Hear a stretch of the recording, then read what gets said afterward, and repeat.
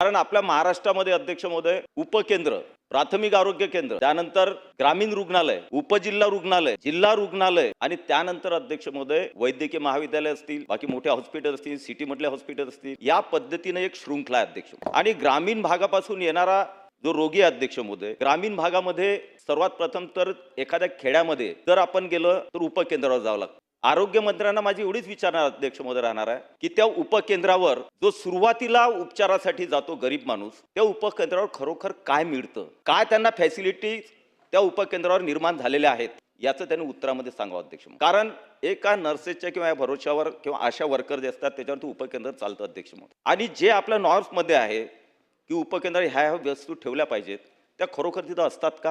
आणि म्हणून उपकेंद्राची सुद्धा एक वेळेस आपण तपासणी करावी की खरोखर आपण त्याप्रमाणे आपल्या महाराष्ट्रामध्ये उपकेंद्राच्या माध्यमातून त्या सुविधा देतो. त्यानंतर प्राथमिक आरोग्य केंद्र असते. प्राथमिक आरोग्य केंद्रामध्ये अध्यक्ष काम चालतं अध्यक्ष मध्ये, पण तो एकदम लिमिटेड काम आहे. आणि सरकारी ज्या योजना शासनाच्या नसबंदी असेल वगैरे वगैरे किंवा ती आरोग्य तपासणी असेल एवढ्यावरच चालतं. आणि त्याचा कारभार 7, 8, 10, 12 गावां मिळून. आणि म्हणून तिथल्याही सुविधा बळकटीकरण करण्याची आवश्यकता आहे. डॉक्टर आहेत का? तर प्राथमिक आरोग्य केंद्रावर जर आपण पाहिलं अध्यक्ष महोदय तर एमबीबीएस डॉक्टर भेटण्यासाठी एक मोठी वाट पाहावी लागते की एमबीबीएस डॉक्टर कधी येईल एखाद्या पीएचसी. म्हणून त्या रिक्त पद जे आहेत मग ग्रामीण रुग्णालयामध्ये. आणि माझी तर अशी अपेक्षा राहील की आरोग्यमंत्री तरुण आहेत, आरोग्याचा हा पूर्ण ढाचा व्यवस्थित करण्यासाठी चांगल्या सुविधा मिळण्यासाठी आरएस सेंटरवर, अजून तर आपण आरएस सेंटरवर बोललोच नाही, पण आरएस सेंटरवर आयसीयू पर्यंत निर्मिती आरोग्य सेंटर, कारण तालुक्याच्या ठिकाणी असतं, तालुक्यामध्ये आरएस सेंटर असतं.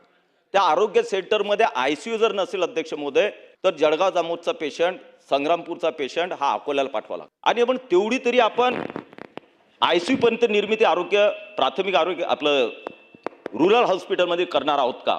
त्याचा काही प्लॅन, त्याचा काही आराखडा आपल्याकडे आहे का? हे त्यांनी भाषणात सांगावं.